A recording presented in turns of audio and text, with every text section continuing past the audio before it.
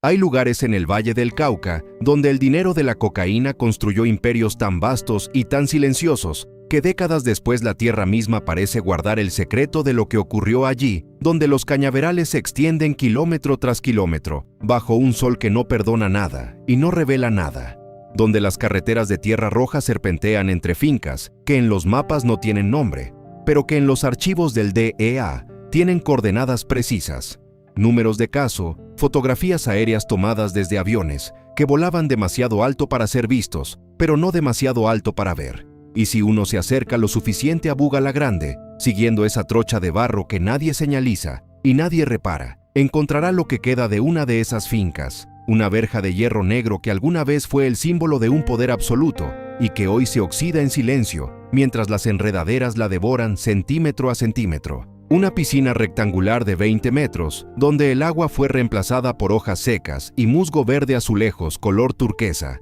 que se desprenden como la piel de algo que ya murió hace mucho tiempo.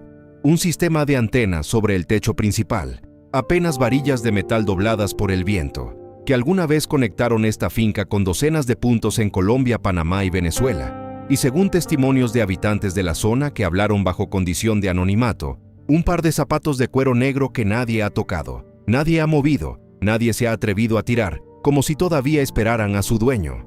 Esta es la finca El Vergel, en Buga la Grande, Valle del Cauca, y el hombre que la construyó se llamaba Wilber Varela, aunque el mundo lo conoció siempre por otro nombre. Lo llamaban Jabón. Pero esta no es solo la historia de un narcotraficante colombiano, más que construyó una finca lujosa y terminó muerto lejos de casa. Es la crónica de cómo el cartel más poderoso de Colombia después de Medellín y Cali fue destruido no por la DEA, no por el ejército, no por ninguna fuerza externa, sino por sus propios fundadores que se mataron entre sí, con la misma precisión y la misma frialdad con la que habían eliminado a sus enemigos durante años. Es la historia de una guerra interna que, según estimaciones de la Policía Nacional de Colombia, dejó más de 2.500 muertos entre 2003 y 2008. No soldados, no agentes encubiertos, personas. Es la historia de Elvis Contreras, el hombre en quien Jabón confió su vida y que fue precisamente quien se la quitó. Y es la historia de un poder tan absoluto, tan paranoico, tan cuidadosamente construido sobre la desconfianza de todos, que al final solo pudo ser destruido desde adentro. Pero antes de adentrarnos en la guerra que destruyó el cartel del norte del valle desde adentro, ayúdame a seguir investigando estas historias que los gobiernos prefieren enterrar. Dale like a este video y suscríbete al canal para más documentales sobre los imperios criminales que moldearon América Latina. ¿Sabías que Wilber Varela cambió de escondite tan frecuentemente que incluso sus propios lugartenientes desconocían su ubicación real durante semanas enteras? ¿Sabías que el hombre que ordenó cientos de muertes fue eliminado en una habitación de hospedaje común, sin escolta, sin armas, sin ninguna de las defensas que había construido durante décadas? Déjame tu respuesta en los comentarios. Para entender la magnitud de lo que representó Wilber Varela, lo que construyó, lo que destruyó, lo que dejó atrás, primero debemos conocer al hombre que lo construyó. Y para conocer al hombre debemos ir al principio. A Roldanillo. Roldanillo es un municipio del Valle del Cauca, que en los años 60 no aparecía en ningún mapa importante. Un pueblo de casas bajas y calles sin pavimentar, donde la economía giraba alrededor de la caña de azúcar, el café y la supervivencia diaria, donde los hombres salían antes del amanecer y volvían con las manos vacías más veces de las que cualquier familia podía sostener. Wilber Varela nació allí el 6 de noviembre de 1957, no en una clínica, no con médico presente, en una de esas casas de paredes delgadas donde el frío de la madrugada entraba por los mismos huecos por donde entraba la luz. No había absolutamente nada en su infancia en Roldanillo que sugiriera que algún día controlaría rutas de cocaína desde Colombia hasta Estados Unidos, que tendría a más de 2.500 hombres, bajo su mando directo o indirecto, que su nombre aparecería en los archivos más reservados del Departamento de Justicia de los Estados Unidos. Nada, excepto una cosa. Desde muy joven quienes lo conocieron describen a Varela como un observador. No el más fuerte del grupo, no el más agresivo, sino el que miraba, calculaba y esperaba. Según fuentes cercanas a su entorno en aquellos años, Wilber tenía una capacidad poco común para leer a las personas, para identificar qué querían, qué temían y cómo usar ambas cosas. En un pueblo donde la violencia era el idioma más hablado, Él aprendió a hablar ese idioma con una gramática propia.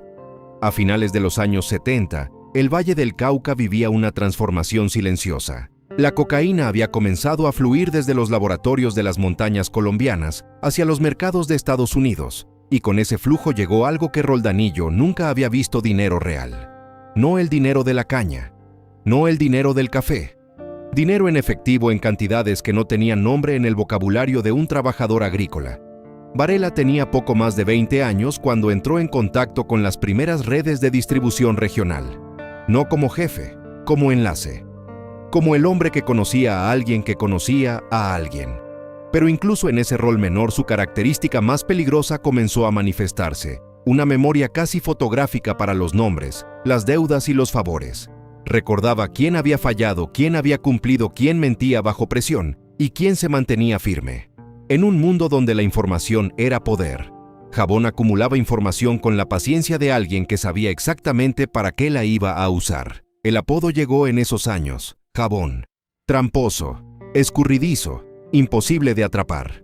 Según testimonios recogidos por periodistas colombianos que investigaron su trayectoria, el nombre no fue un insulto, fue una descripción.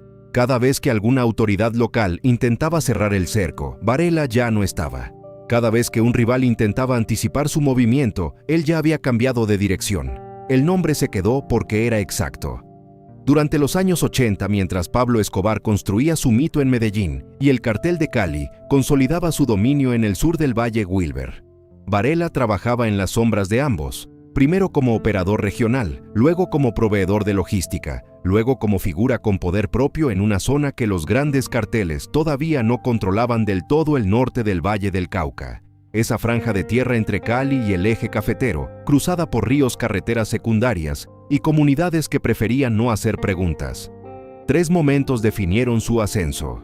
En 1990, Varela consolidó su primer grupo propio de distribución, con rutas hacia Buenaventura, el puerto del Pacífico, que en aquellos años comenzaba a convertirse en la puerta de salida más importante de la cocaína colombiana hacia México y Centroamérica. No era el dueño del puerto, pero era uno de los pocos hombres que podía mover cargamentos a través de él sin perder mercancía ni hombres.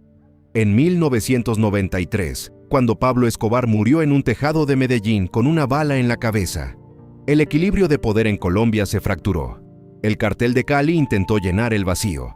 Varela observó, tomó nota y comenzó a construir alianzas con otros operadores del norte del valle que habían llegado a la misma conclusión: el momento de actuar era ahora. En 1995, cuando los hermanos Rodríguez Orejuela fueron capturados y el Cartel de Cali se desintegró en cuestión de meses, Wilber Varela y un grupo de socios, entre ellos Diego Montoya, Víctor Patiño Fomeque y Juan Carlos Ramírez Abadía, absorbieron las rutas, los contactos internacionales y parte del personal del cartel caído.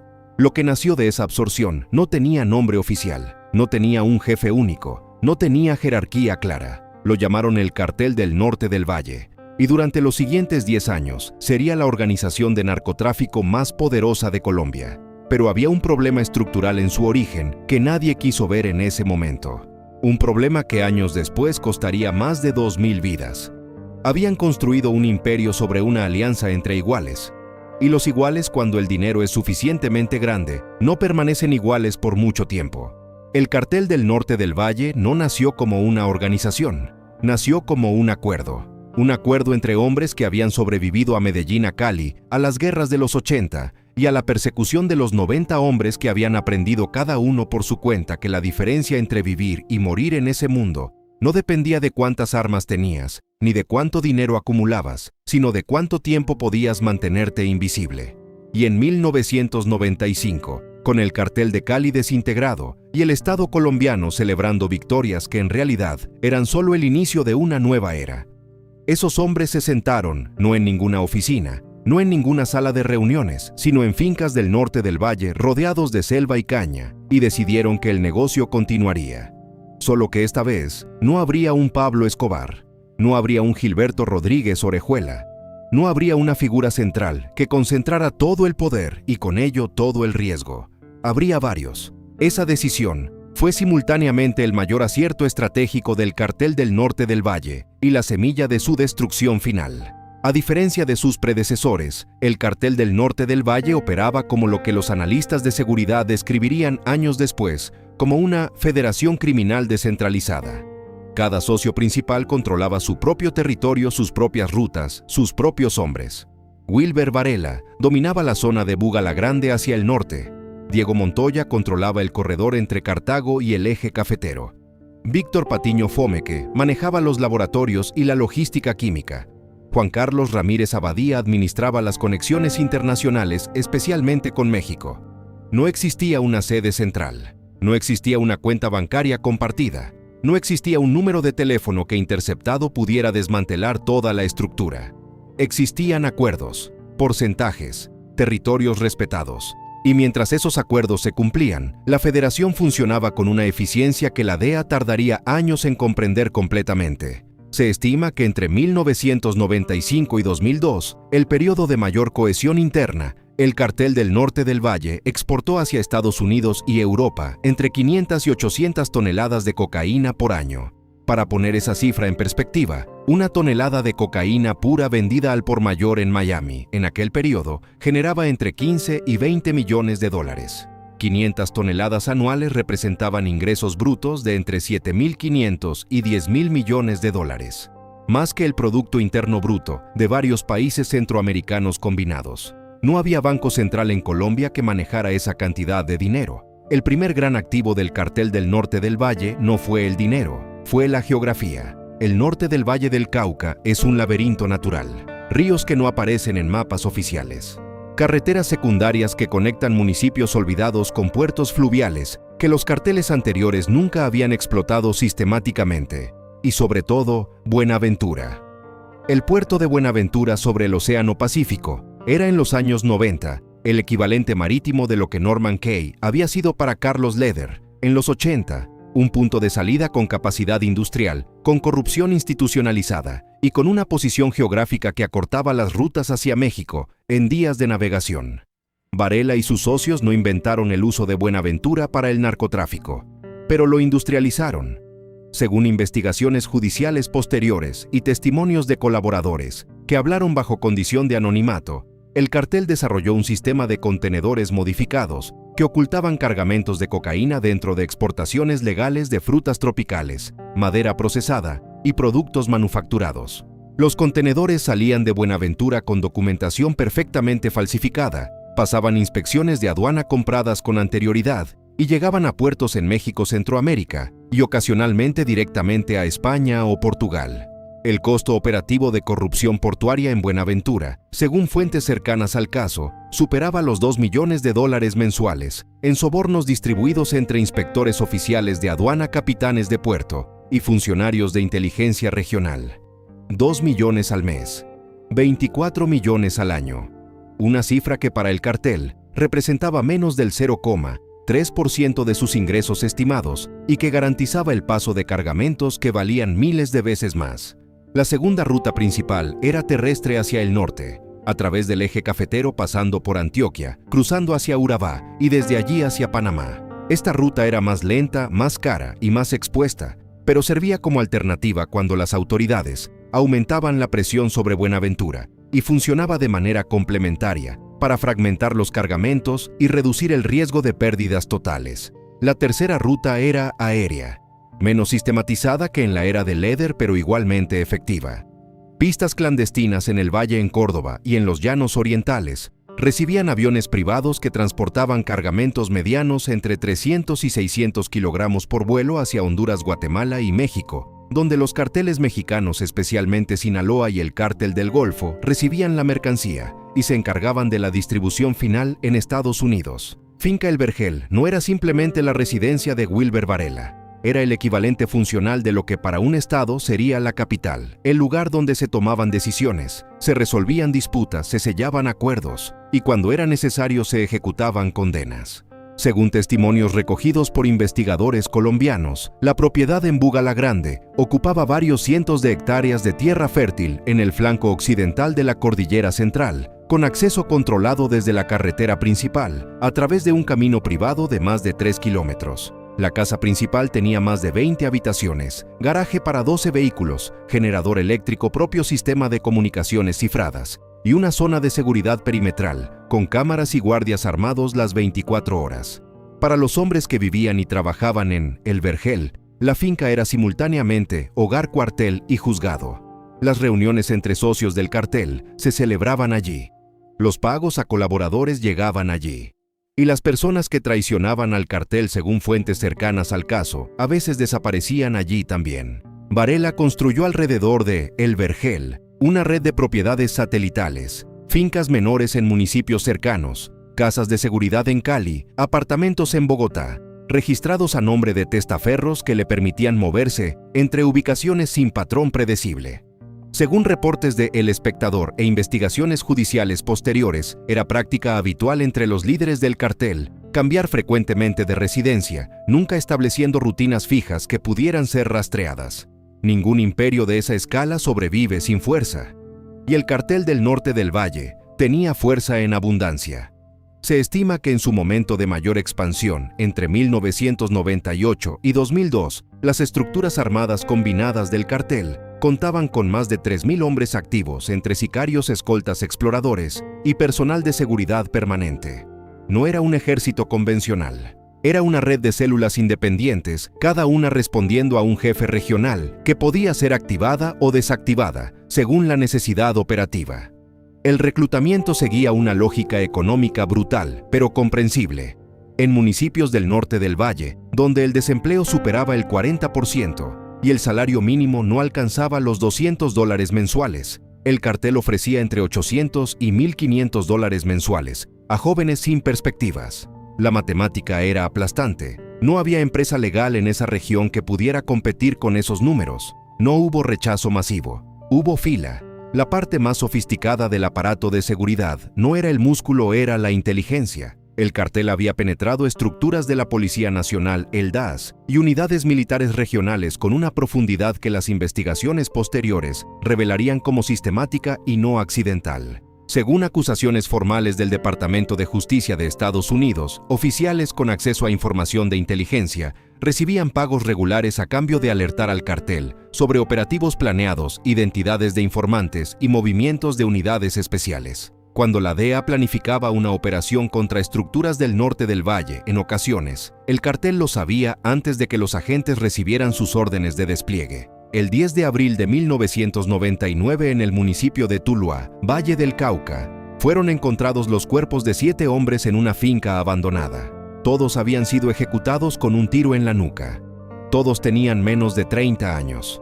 Según la investigación judicial que siguió, los 7 eran miembros de una célula de distribución que había desviado fondos del cartel durante varios meses, cantidades que según fuentes cercanas al caso no superaban los $80,000 en total. $80,000, 7 vidas. La proporción no era accidental, era el mensaje. En el mundo del cartel del norte del Valle, la violencia no era la última opción. Era el lenguaje de gestión primario, el mecanismo por el cual se mantenía disciplina en una organización que no podía recurrir a contratos tribunales ni ningún otro mecanismo legal de enforcement.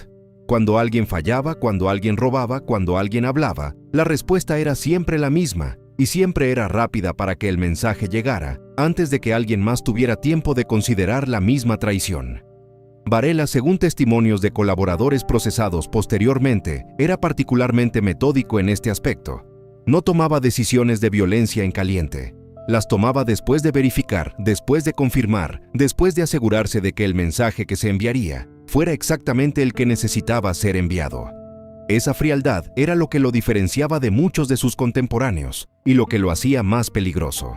Con ingresos estimados en miles de millones de dólares anuales, el problema más grande del cartel del norte del Valle no era producir dinero, era hacerlo desaparecer.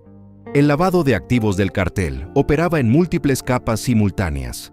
La primera capa era local, negocios en efectivo en ciudades colombianas, restaurantes, estaciones de gasolina, ferreterías, almacenes de ropa que recibían inyecciones de dinero ilegal mezclado con ingresos legítimos. Negocios que facturaban el doble o el triple de sus ventas reales, con el excedente siendo absorbido como ganancia legítima.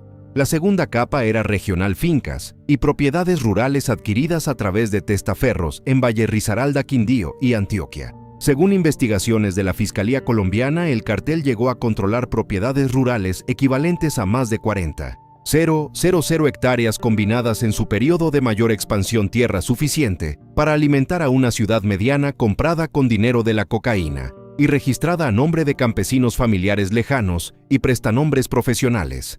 La tercera capa era internacional, cuentas en Panamá, Islas Caimán y bancos europeos canalizadas a través de empresas de importación y exportación registradas en jurisdicciones con mínima supervisión regulatoria. El dinero entraba como inversión extranjera, salía como dividendos o préstamos entre empresas y llegaba finalmente a propiedades en Miami, Madrid o Ciudad de México, con una historia contable suficientemente compleja para resistir una auditoría superficial.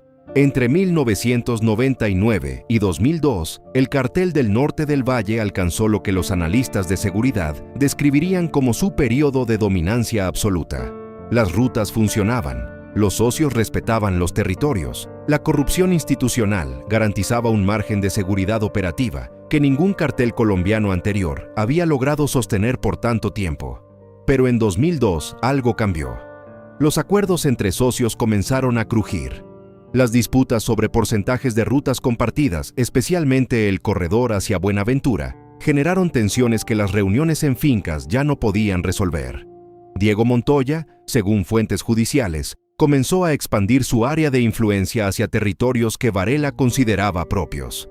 Las conversaciones se volvieron más cortas. Los intermediarios comenzaron a reemplazar el contacto directo entre líderes. Y entonces, en 2003, alguien intentó matar a Wilber Varela. El intento fracasó. Jabón sobrevivió. Pero en el momento en que ese primer disparo se disparó entre socios, el cartel que había construido su poder sobre la idea de que los iguales podían coexistir, dejó de existir en la práctica. Lo que vino después no fue la caída de un imperio.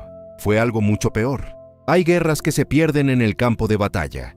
Y hay guerras que se pierden en el momento en que decides que tu socio de ayer es tu enemigo de hoy. La guerra del Cartel del Norte del Valle no comenzó con una declaración, no comenzó con un ultimátum, comenzó con un disparo que no dio en el blanco y con la pregunta que ese disparo dejó flotando en el aire sin respuesta: ¿quién lo ordenó? En 2003, Wilber Varela sobrevivió a un intento de asesinato cuya autoría nunca fue confirmada públicamente, pero Jabón tenía su propia lista de sospechosos y en su mundo la sospecha no requería juicio, requería respuesta. No hubo negociación, no hubo mediación, no hubo reunión de emergencia entre socios. Lo que hubo fue silencio, y después del silencio, sangre. La fractura entre Wilber Varela y Diego Montoya, conocido en los archivos judiciales como Don Diego, y entre sus hombres como Rasguño, fue el eje central de lo que la Policía Nacional de Colombia documentó posteriormente como uno de los conflictos armados internos más letales de la historia del narcotráfico colombiano. Entre 2003 y 2008, se estima que más de 2.500 personas murieron como consecuencia directa o indirecta de esa guerra. El número incluye sicarios de ambos bandos, colaboradores, sospechosos de doble lealtad, testigos incómodos, funcionarios que recibían dinero de los dos lados simultáneamente y que en algún momento fueron descubiertos, y civiles que tuvieron la mala fortuna de estar en el lugar equivocado cuando las cuentas se saldaban. 2.500 personas. En 5 años, en un conflicto que la mayoría del mundo nunca supo que estaba ocurriendo. La dinámica de la guerra era peculiarmente moderna. No había frentes de batalla, no había líneas de control territorial claramente definidas. Era una guerra de información, de infiltración, de traición administrada como política. Cada bando intentaba penetrar la estructura del otro, identificar a sus colaboradores, anticipar sus movimientos. Cada reunión era una posible trampa. Cada llamada telefónica, un riesgo. Cada hombre de confianza, un posible agente doble. En ese ambiente la paranoia no era una disfunción, era una habilidad de supervivencia. Según reportes de El Espectador e investigaciones judiciales posteriores, Varela desarrolló durante esos años un sistema de compartimentación extrema. Ningún subordinado conocía más información de la estrictamente necesaria para su función específica, cambiaba frecuentemente de ubicación sin patrón predecible y limitaba el contacto directo incluso con sus lugartenientes más cercanos. Era el hombre más poderoso del norte del valle y simultáneamente uno de los más aislados. El poder absoluto lo había convertido en prisionero de sí mismo. Mientras Varela y Montoya se destruían mutuamente, una tercera fuerza avanzaba silenciosamente el Estado colombiano, ahora con recursos y voluntad política renovados, bajo la política de seguridad democrática y con una cooperación con la DEA y el Departamento de Justicia estadounidense, que en años anteriores había sido más nominal que real. El primero en caer fue Víctor Patiño Fómeque, el químico. Su captura en 2002 y posterior extradición a Estados Unidos fue el primer golpe estructural contra el cartel, no porque Patiño fuera el más poderoso, sino porque fue el primero en hablar. Su cooperación con autoridades estadounidenses abrió una grieta en el muro de silencio que el cartel había mantenido durante años, proporcionando nombres, rutas y mecanismos financieros que los investigadores no habían podido confirmar por otras vías. El primero en traicionar siempre define el ritmo de los que siguen. En octubre de 2007, Diego Montoya, Rasguño, el enemigo mortal de Varela, el hombre cuya guerra había costado miles de vidas, fue capturado por fuerzas especiales colombianas en una operación en el departamento de Valle del Cauca. Fue extraditado a Estados Unidos en 2008 y condenado en Florida en 2009 a 45 años de prisión federal, sin posibilidad de libertad anticipada, sin negociación sustancial. 45 años. El hombre que había ordenado cientos de muertes recibiría sus 3 comidas diarias en una celda federal en Florida, mientras sus víctimas permanecían sin identificar en fosas comunes del Valle del Cauca. Ese mismo año, Juan Carlos Ramírez Abadía, Chupeta, fue capturado en Brasil. Su historia merecería un capítulo aparte en sus años de fuga. Ramírez Abadía se había sometido a más de 10 cirugías plásticas para alterar sus rasgos faciales, cambiando su apariencia, hasta el punto en que personas que lo habían conocido durante años no lo reconocían en fotografías recientes. Fue extraditado a Estados Unidos el 25 de agosto de 2008. El ADN no tiene cirujano que lo modifique. Para finales de 2007, Wilber Varela era el último hombre en pie de la cúpula original del Cartel del Norte del Valle. Sus socios estaban presos, extraditados o muertos. Sus enemigos habían caído. Las rutas que había construido durante 15 años estaban siendo desmanteladas o absorbidas por otras organizaciones. Y él estaba solo en Venezuela. Venezuela había sido el último recurso, no el elegido, el inevitable. Con Colombia cerrada por operativos militares y la presión de extradición aumentando, Varela se había desplazado hacia territorio venezolano, donde, según fuentes cercanas al caso, mantenía conexiones con redes locales que le proporcionaban cierto nivel de protección operativa. Pero la protección venezolana tenía un precio, y ese precio era la dependencia, exactamente el tipo de dependencia que Jabón había pasado toda su carrera evitando. En Mérida, una ciudad andina en el occidente venezolano, Varela se instaló en un hospedaje común. No una mansión, no una finca fortificada, un hospedaje. El hombre que había ordenado la construcción de El Vergel, con sus 20 habitaciones y su sistema de comunicaciones cifradas, dormía en una habitación de hospedaje, porque era lo suficientemente anónimo para ser seguro. O eso creyó. Elvis Contreras era uno de los pocos hombres que sabía exactamente dónde estaba Jabón aquella noche del 30 de enero de 2008. Era parte del reducido círculo de seguridad personal que Varela había mantenido durante sus últimos meses en Venezuela, uno de los hombres en quienes había depositado la confianza que no podía eliminar del todo, porque sin algún grado de confianza no era posible sobrevivir ni una semana en ese mundo. Contreras entró, disparó, salió. Wilber Varela, Jabón. El hombre que durante 20 años había sido imposible de atrapar. El hombre que había sobrevivido un intento de asesinato en 2003 y que había visto caer a todos sus socios y enemigos antes que a él, murió en una habitación de hospedaje en Mérida, Venezuela, a los 50 años de edad.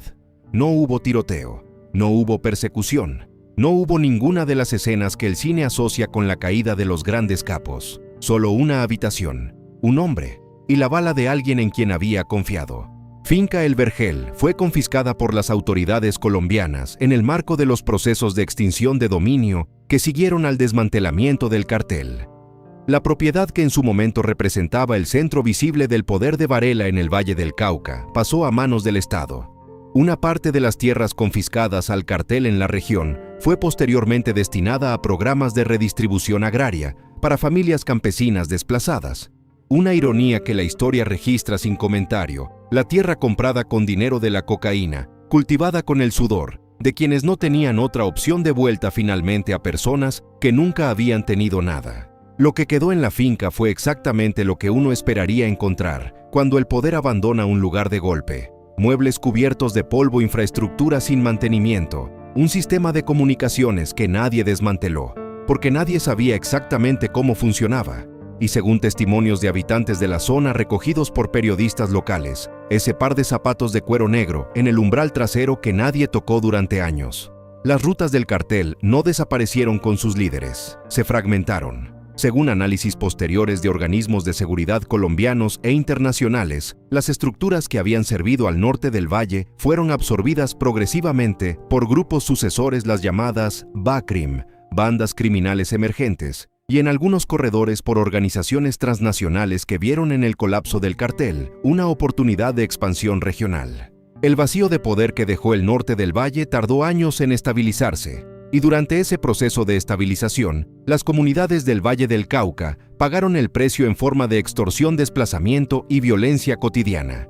Los hijos de Wilber Varela no heredaron un imperio, heredaron un apellido que en ciertos municipios del Valle del Cauca todavía genera miedo o silencio, dependiendo de a quién se le pregunta.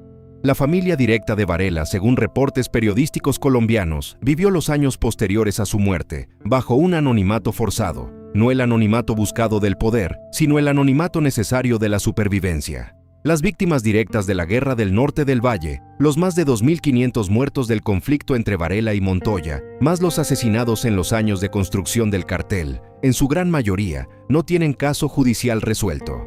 Familias que perdieron hijos, padres, hermanos en esa guerra invisible, recibieron como respuesta del Estado lo que siempre reciben las víctimas de conflictos que el poder prefiere no nombrar: silencio administrativo y tiempo. Diego Montoya cumple su condena en una prisión federal de Estados Unidos. Elvis Contreras, el hombre que mató a Jabón, desapareció después del asesinato. Según fuentes cercanas al caso, nunca fue procesado formalmente en Venezuela por el crimen. Su paradero actual es desconocido, y Wilber Varela fue enterrado lejos de Roldanillo, lejos del Valle del Cauca, lejos de la tierra donde todo comenzó en Venezuela, el país al que había huido buscando lo que ningún hombre con su historia puede encontrar en ningún lugar del mundo: un lugar seguro. Después de 20 años recorriendo los lugares donde estos imperios nacieron y murieron, después de sentarme con personas que estuvieron dentro y con personas que perdieron a alguien dentro, hay una pregunta que nunca deja de aparecer. No es la pregunta sobre el dinero, no es la pregunta sobre la violencia, es una pregunta más simple y más difícil al mismo tiempo. ¿En qué momento exacto un hombre decide que el camino que está tomando vale más que todo lo que va a perder al tomarlo? No tengo una respuesta única, pero después de estudiar la historia de Wilber Varela durante meses, lo que más me perturbó no fue la escala de su imperio ni la brutalidad de su guerra. Fue algo mucho más pequeño. Fue la imagen de un hombre de 50 años, durmiendo en un hospedaje común en Mérida, Venezuela, lejos de su tierra, lejos de su familia, sin el ejército privado que había construido, sin las fincas que había comprado, sin ninguno de los socios que habían compartido el poder con él, esperando un día más de supervivencia en una habitación que no tenía nada que ver con el imperio que había levantado. Ese es el final real de la historia, no la bala, no la traición de Elvis Contreras. El final real es ese hombre solo en esa habitación, que es exactamente lo opuesto de todo por lo que supuestamente había trabajado. Lo que construyó durante 30 años, el poder, el dinero, la red de lealtades compradas, no pudo acompañarlo a ese cuarto. Nada de eso cabía en una habitación de hospedaje. Y en ese sentido, el final de Jabón no es solo la historia de un narcotraficante colombiano. Es la historia de lo que le ocurre a cualquier proyecto de vida construido sobre una base que no puede sostenerse cuando la presión llega de verdad. Hay algo en esa imagen que no me abandona. Y creo que no debería abandonarnos a ninguno. No es difícil entender por qué un joven en Roldanillo en 1975 miraba el mundo que tenía disponible y elegía el que elegía. Los números eran brutalmente claros. De un lado, trabajo agrícola, salario que no alcanzaba, futuro predecible y pequeño. Del otro, dinero real, respeto inmediato, una sensación de control sobre la propia vida que la pobreza nunca ofrece. No es una justificación, es una descripción de la mecánica. Pero hay un detalle en la historia de Varela que merece más atención de la que normalmente recibe. El cartel del Norte del Valle reclutó a más de 3,000 hombres en su momento de mayor expansión, hombres que aceptaron porque el cartel pagaba entre $800 y $1,500 mensuales en regiones donde el salario mínimo no llegaba a 200. La pregunta que los gobiernos de la región nunca se han hecho con suficiente seriedad no es por qué esos hombres aceptaron, es porque el sistema económico legal fue tan consistentemente incapaz de ofrecer algo que pudiera competir. No se trata de justificar el crimen. Se trata de entender que mientras exista una brecha de esa magnitud entre lo que ofrece la economía formal y lo que ofrece la economía criminal, el reclutamiento no va a detenerse porque capturen a un capo. Va a continuar porque la oferta sigue siendo la misma y la demanda de una vida digna no desaparece con ninguna operación militar. La solución no empieza en los carteles, empieza en esa brecha. Hay una segunda cosa que la historia de Varela revela con una claridad que ningún libro de texto podría igualar. El cartel del Norte del Valle no fue destruido por sus enemigos externos. Fue destruido por la imposibilidad estructural de mantener lealtades en un sistema donde la única moneda de intercambio es el miedo y el dinero, y donde ninguna de las dos puede garantizar fidelidad cuando las circunstancias cambian. Diego Montoya y Wilber Varela se necesitaban mutuamente en 1995. 10 años después se estaban matando. No porque uno de los dos se hubiera vuelto malo de repente, sino porque construyeron una organización sin ningún mecanismo de resolución de conflictos que no fuera la violencia. Cuando surgió una disputa, como siempre surge en cualquier sociedad humana, no tenían tribunales, no tenían árbitros, no tenían procedimientos, solo tenían armas. Una organización que solo puede resolver sus conflictos internos con violencia está condenada a destruirse a sí misma. Eso no es solo verdad para los carteles, es verdad para cualquier estructura humana, una empresa, una familia, una comunidad que no desarrolla formas de manejar el desacuerdo sin escalar hacia la destrucción mutua. La capacidad de resolver conflictos sin violencia no es una virtud decorativa, es lo que determina si algo dura o si se rompe. Hay 3 cosas específicas que la historia de Jabón me enseñó, no sobre el narcotráfico, sino sobre la naturaleza humana. La primera es sobre la soledad del poder. Wilber Varela pasó los últimos años de su vida reduciendo sistemáticamente su círculo de confianza, hasta que ese círculo era tan pequeño que un solo hombre dentro de él podía terminar con todo. No fue un error estratégico, fue la consecuencia lógica de haber construido un sistema basado en la desconfianza. Cuando desconfías de todos, terminas dependiendo del único en quien decidiste confiar, y esa persona sabe exactamente el poder que tiene sobre ti. El aislamiento no protege. El aislamiento concentra el riesgo en el único punto que queda expuesto. La segunda es sobre la diferencia entre control y estabilidad. Varela controlaba rutas, territorios, hombres, dinero. Tenía más control sobre más aspectos de su entorno que la mayoría de los seres humanos que han existido, pero no tenía estabilidad. Ninguna noche era segura, ninguna ubicación era permanente, ninguna relación era confiable.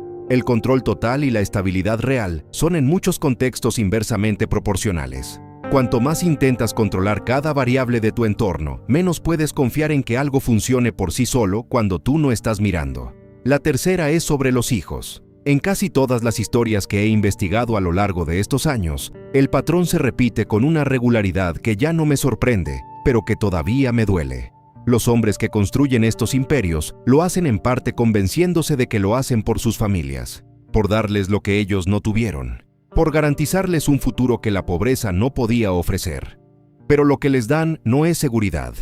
Les dan un apellido que los convierte en objetivo, una herencia que no pueden tocar sin riesgo, y una infancia donde el miedo a perder al padre es tan concreto y tan cotidiano que deja marcas que el dinero no puede comprar, ni el tiempo borrar completamente. No hay manera de proteger a los que amas construyendo algo que los convierte en blanco. Pero estas reflexiones personales no cambian los hechos. Y los hechos son estos. Finca El Vergel existió. Wilber Varela existió. Lo que ocurrió en el norte del valle entre 1995 y 2008 ocurrió. Y lo que queda en la tierra confiscada en las familias sin respuesta, en los más de 2.500 muertos, sin caso resuelto en la habitación de hospedaje en Mérida, donde un hombre de 50 años encontró el final de todo lo que había construido, también es real. Y merece ser recordado, no para glorificarlo, sino para entenderlo completamente. Esta ha sido la impactante historia de Finca El Vergel de Wilber Varela Jabón. de un cartel que no cayó ante ninguna fuerza externa, sino ante la imposibilidad de sostenerse a sí mismo, y de una guerra interna que demostró con más de 2.500 muertos como evidencia que el poder construido sobre la desconfianza termina siempre devorando a quienes lo construyeron. Es una historia que el Valle del Cauca conoce pero prefiere no nombrar. Una historia que los archivos del DEA registran en expedientes que tardarán décadas en desclasificarse completamente. Una historia que no terminó con la muerte de Jabón, porque las rutas siguieron, porque los vacíos se llenaron, porque el sistema que hizo posible a Varela no desapareció con él. Si esta investigación te ha impactado, dale like, suscríbete y activa la campanita para no perderte los próximos documentales. Y antes de irte, déjame 2 preguntas en los comentarios. Primera, ¿crees que el Estado colombiano hizo lo suficiente para proteger a las comunidades del Valle del Cauca durante los años de guerra interna del cartel, o las abandonó deliberadamente para que el conflicto se resolviera solo? Segunda, Elvis Contreras, el hombre que mató a Jabón, nunca fue procesado formalmente. ¿Eso es justicia e impunidad, o simplemente la lógica inevitable de un mundo donde las reglas solo existen para los que no tienen poder? Déjame tu respuesta abajo, porque 30 años después del nacimiento del Cartel del Norte del Valle, seguimos hablando de Jabón, del niño de Roldanillo que no debería haber llegado tan lejos, del imperio que no debería haber durado tanto, de la guerra que nadie declaró y nadie pudo detener, y de una habitación de hospedaje en Mérida, donde el hombre más escurridizo del narcotráfico colombiano esperaba un día más y no llegó,